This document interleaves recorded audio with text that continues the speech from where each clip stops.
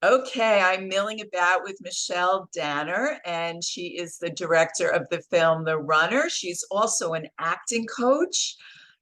Her father started the William Morris Agency. Should I go on? Yes, my dad was the very first the president who started the William Morris Agency in 1964 in Paris, in France. And so I have fond memories of going to the office and playing under the desk when all these big celebrities would come in. Was that sort of your introduction to showbiz, so to speak, would you say? Well, probably, apparently, I was told that when he would bring the agents from the William Morris back to the house for dinner, that I would tap dance on the table and I would do Alfred Hitchcock and imitations and Ed Sullivan and Judy Garland. So I guess I was born into it. Yes. So, what got you involved in directing? What was your sort of feature film debut? Well, I think that I had so much passion for theater, for storytelling. Um, I started to teach acting in the 90s and I was just fascinated with telling stories and just really fell in love with the medium of film and how you could really paint the painting that you wanted to and then have people come and see it.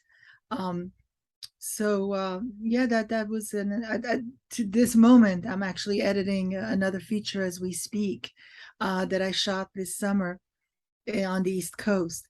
So Yes, I was actually invited to that set, but unfortunately couldn't make it. oh yeah, it was great. We had a wonderful experience shooting a movie called Miranda's Victim. You had And quite the cast. yes, and I'm in the throes of it because we're locking a cut. So it's intense. You just work around the clock. And so either, when you're making movies, you're either conceptualizing it, preparing, prepping it, developing it, shooting it, and then, everything that happens after you shoot it, how you put it together. So every phase has its own intensity. So, Michelle, when you're on set and you're working with actors, you have to try and stop yourself from not coaching them. I mean, for instance, in this last incredible movie with this fabulous cast, what I really found is that actors that are, have been around for a very long time, they want feedback. They want to be able to talk about the character. They want to be able to analyze the moments. They want to be able to play, to explore, to take risks. And so, yes, there's a very huge distinction between me coaching an actor, teaching a class, and being on set and giving feedback to an actor on a particular scene. But I do find that actors, however, experienced they are, whoever, I've worked with legends recently, really want a third eye. They want to know if, it's going in the right direction. So, who is the legend that you worked with recently? Well, I would say Donald Sutherland. He's up there. He's up there. I certainly think that Andy Garcia is legendary. I love him. And Kyle MacLachlan as well. Kyle Uh, MacLachlan. I'm actually watching Confess Fletch, which he's in. yeah, wonderful, wonderful actors. But and I think that Little Miss Sunshine's performance, Abigail Breslin, is also in a way legendary. That will always be, in our consciousness of such a wonderful performance. She's such a great actress, and I had a slew. Her mom is played by an extraordinary talented actress called Mireille Enos, who and the list goes on and on. It's hard for me to talk about some actors and not talk about the others because it was such a huge ensemble. uh Enrique Morciano, a student of mine years and years ago when I first started to teach my acting classes, played a detective Cooley with such, you know passion and commitment.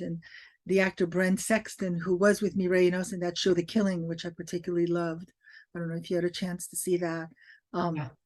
And Ryan Felipe and Luke Wilson, you know, spar and give also, some great performances. Nolan Gold from Modern Family, Taryn Manning, a favorite of mine from Orange is the New Black. Don't you feel like she's very underrated? Like she should be a bigger star. I mean, I know she was fabulous in Orange is the New Black, but she should be a movie star. Yes, I think there's a humility about her. I mean, the camera loves her, and we just, I had nothing but a great experience working with her. She's really, really wonderful. And there's two other actors that are married. There are a couple, Emily Van Cam and Joshua Bowman, who also, just came and graced, us with their presence on screen and are absolutely incredible to watch. So, it was just great. And what can I say? I'm still processing the fact that I had the chance to work with such an incredible cast. And also you had the wonderful opportunity to work with Paul Sorvino, bless him. What a Yeah. great man, great actor. So talk about your memories of him. Yeah, I did two movies with him, and I also did a theater event, a staged reading where he played Norman Mailer. Um, he was really wonderful to work with. I particularly loved the scene he was in a family movie I directed called Bandit Hound with Jim O'Hare, and he did an improvisational scene with him that was quite great. And then he played a pivotal character in another psychological thriller I directed called Bad Impulse. And he was just really wonderful. He cared so much about his work. Um, he gave me extra time for free. Kim, I'm going to give you extra days. I want to come. I want to be there. I want to help. He was generous. And And gracious. yes, and really said, the character in Bad Impulse, he said, I knew exactly when you sent it to me how to play that. I knew exactly how I was going to do that. I'm very, very happy that in this lifetime I had the chance to collaborate with him on these two movies. Yeah, we talked about doing more, but of course we know time passes, and then COVID happened. Mm. And then sadly he passed. But his work, his spirit, his generosity is always going to be with us. That's what you leave behind, all those memories, all that work, the legacy. Yes, absolutely. And he could sing. He had some operatic, beautiful voice. Absolutely. He sang for us on set many times and we laughed. And, yes, he has a beautiful voice. Oh, that's great. So now in The Runner, there's a wonderful actor that you worked with, and I won't even say his last name, Edouard. Philippe Bonin. Thank you. He was brilliant. I mean, I'd never seen him before. I heard he lost a ton of weight for the role. So talk about working with him. Yes, he was in my class and I was developing the script. I had come up with a story and I got this wonderful writer, John Buffalo Mail. I mean, he's also a wonderful writer, Jason Chase Terrell, to write the screenplay. I love John Buffalo Mailer, by the way. Yes, good friend of mine. As a matter of fact, he's in this movie, Miranda's Victim. He gives quite a great performance as well. Oh, tell him I say hi. I love him. I will. I will. I'm directing right now this show with Ann Archer, who plays his mother in the memoir. Um, Oh, cool. yes, no, John is great. But anyway, he's a great writer, and so this Jason Chase Terrell, who wrote The Runner, and Edouard was in my class performing a scene. I thought he was brilliant. He gave me chills, and I sent him the script and we started to work on it. He was very devoted to it, lost lots of weight for it and maintained it throughout the our prep and the course of the shoot. He was so disciplined. And I've seen him recently. A few weeks ago we had lunch and he gained the weight back. I mean, he looks good now. He's at normal weight. And we had a great conversation. And this movie will stay a great memory for us because we Oh worked my hard on goodness. it. Yeah. So was it his choice to lose the weight, or was that something that you asked him to do? Well, the script described the character because the character was doing, some opiates, some drugs, as a thin character. And so he took that description and he really wanted to make it his own. Yeah, yeah. And I was watching, recognized immediately, cannot believe how much he looks like his grandpa. Yes, Cameron Douglas. He does. He looks like Kirk Douglas, and he also looks like his dad. Yeah, and he gives a great performance, very nuanced as a detective, not what you would expect. And that's what's so interesting about watching him in The Runner. And Edouard Philippe Onah gives a performance that has launched his career. Um, he, So how does that make you feel? I mean, he was in your class, you kind of maybe discovered him in a way. mhm. Yeah, well, I certainly think after how many years of teaching, I've lost count because now it'll age me considerably. But pride myself to know, although you never know, someone can be extraordinarily talented in your class and then they go on and do other things with their lives that make them happy. Other people have talent. Stella Adler, I always remember, used to say you have to have the talent for the talent, which means the work ethic. It means the desire, the discipline to pursue it on a higher level, to challenge yourself, to go past the comfortable. And so that creates some great artists in our world. No, I think Edouard has that. Yeah, definitely.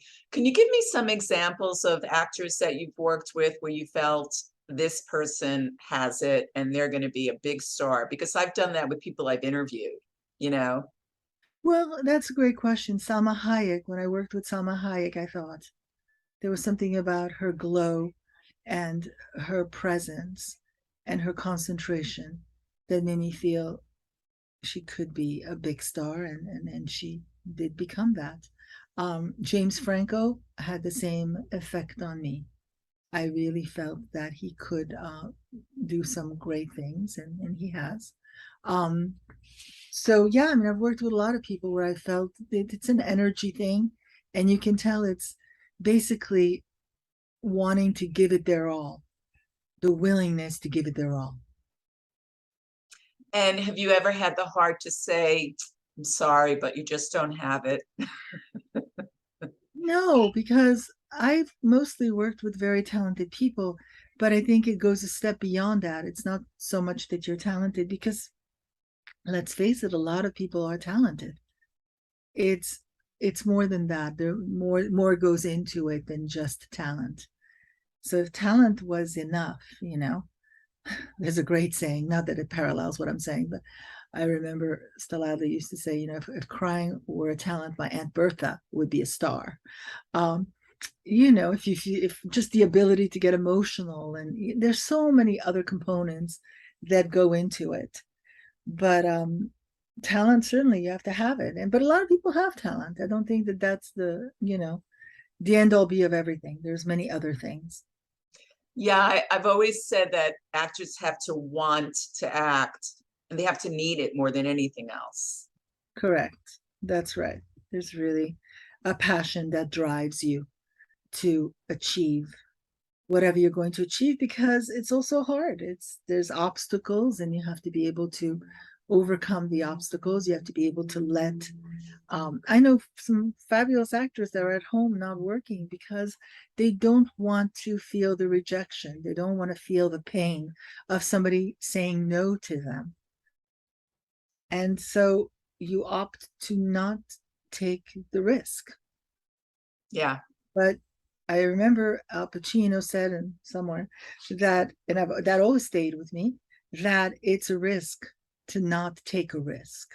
And I've always loved that. I always loved that idea and I believe in it. Yeah, that's great. Did you ever want to be an actor? Was that ever in your purview at all? Yes, well, I do act as well. Of course, I took many acting classes. I studied with Stella Adler, I studied with Uta Hagen. I studied some wonderful teachers, and I've done a few films. And I do, I do act. I've done many plays, and so I love expressing myself emotionally in that way. Do you put yourself in all your films? Because I notice you're I think you're in the liquor Not all, store. not all my films, no, but some of them, very little cameos, like little parts, um, just for the fun of it. Yeah, so tell me about some of those little cameos that you've done in your films. Well, You're in like the You're like Hitchcock. runner, I'm the yeah, exactly. I'm the clerk. I'm the convenience store. You know, he comes to buy booze, and I contribute to thematically one of the themes the movie's about is how grown-ups fail their children, how kids fall through the cracks. So here you have a clerk of a convenience store that is looking the other way and selling a lot of booze to a teenager. Um, so I played that villain. And you have cameos in other films that you can remember. Let me see. Oh yeah, I played this disgruntled. I played a couple of villains. I usually don't play the villains, so I like to give myself a couple of villain cameos. This disgruntled mother in The Bandit Hound, this movie that I did with kids and dogs, where I come to the door and Catherine Bell is in the scene, wonderful Catherine Bell, and I complain to her. I'm the next door neighbor complaining. I love it. I love it. So, talk to me about the Creative Center for the Arts. What is that exactly, and how did you start that? Um, I started it because again, I'm so passionate about the arts and I love for everything to be under one roof. And we have an acting school, the Los Angeles Acting Conservatory, the Michelle Denner Acting Studio. We have a vibrant community of young actors that are pursuing, you know, putting together their craft. I teach a master class all over the world called the Golden Box. And so to give them access to making movies so they can enter it in a film festival, to be part of a theater company and do plays. Of course, with COVID these last few years, we have slowed down a little bit, but things now are starting back up again. We're learning to live with COVID. And so, this idea of the arts being under one roof and us drawing from every medium, I think is important for artists and important for audience to come watch process. I find that when an audience goes to see a movie, it's very result oriented. They see the final product. When you come to see theater, they see the final product. But it's also very interesting to invite audience to see the reading of a play or test screenings of a movie, things that are in process, and give their feedback. I think people really love that because they want to understand how it comes together. When we have done like art gallery openings, one of the things that I feel has drawn people to have this conversation is the process of the artists. How do you get to that place? Yeah, so it's really sort of like fly on the wall kind of thing. Yeah, totally. Yeah. Totally. There's a curiosity about how you get there. How do you create? In a way, though, do you find audiences know too much? What do you mean by that? Do they know too much of like the secrets? Is that sort of spoiling it a little bit? Like we want to know everything we can possibly know about behind the scenes, and we're fascinated by that. Isn't that the Maybe that's not the, society? Yeah, well, that's the society that we're in right now, right? yeah. Everybody wants to know everything and everybody reveals everything and everybody wants to know what you ate for lunch and dinner and what you're going to eat tomorrow. And, yeah. So of all the disciplines that you do, what's your most favorite? I love them all. I really do. I love the medium of film. Uh, I love, I love theater. I'm an aficionado of theater for sure. Every chance I get. I was in New York right after I finished filming Miranda's Victim. Literally 2 days later, I was sitting in a Broadway theater watching Billy Crystal in Mr. Oh, Saturday wasn't that Night. fun? It was great. And then the day after, I saw the closing performance of American Buffalo with Sam Rockwell and with Larry Fishburne and with I'm blanking the other actor, he's a wonderful actor. But anyway, and then Neil Pepe, the director, came on stage and Lawrence Fishburne on the way out said, "Thank you for contributing to the American theater." And I thought to myself, here we are calling cut for the last time on a set, and here experiencing this beautiful moment in the theater. I am very excited about all mediums. Oh, that's so great. So how would you describe your coaching technique? Um, People have told me that I go very deep, that it's complex. Um, the script analysis is, I'm very specific about script analysis. I'm interested in digging into who makes someone do what. So character work is, I like to pursue the different dimensions of who someone is. Um, yeah, I really break down things. I think the most you can prepare and you can make choices, the better the work is, the more you can let go, and the more you can improvise, and the more you can be free, which is what every actor longs for. Right, they want to sort of disappear into the role. Yeah, they want to really take it on. They want to feel the flame, go through them. It's the inner life, really, that you're after. Is there a theme that sort of runs through the projects that you want to direct? I think so, really. They say directors direct the same thing over and over again. And for me, I think that I'm very drawn to something that, has to do with our kids. When our Oh, kids don't get protected, when our kids fall through the cracks, that really makes me want to tell those stories. so is Miranda's victim have that through You line? could say it has that component, absolutely. It has that component. It's like, we don't, yeah, I mean, I could get specific about it, but yeah, when and yet stuff happens, life happens. You can't protect your kids from everything, obviously. If not, you just, put them in a box, and that would be abuse. So you have to let them go. But within that, I think you have to give them the tools to protect themselves, because very clearly you can't always be there to protect them. Absolutely. So in closing, what do you think is the most rewarding aspect of what you do? Oh, I think about it every day, because I think that when you're born with wanting to be creative, then you just have to find a way to do it. And and it's okay, some things work and some things don't work, and it doesn't matter, as long as you pursue that light, and pursue your passion, pursue the thing. I mean, you hear it all the time said in so many different ways by so many different people relating to work, but I feel very, very grateful that I get the chance to be creative. Absolutely. Michelle Danner, thank you so much for joining me. Thank you so much for having me. Thank you. My pleasure, and look forward to the next couple of films that you've got coming out. You'll have to come back. Thank you. I will. Thank you Uh, so much. sure. Take care. Initiate. Go, go, go. Always news. Always refreshing. Always candid. Always milling about. Robin Milling delivers what celebrities are saying to you.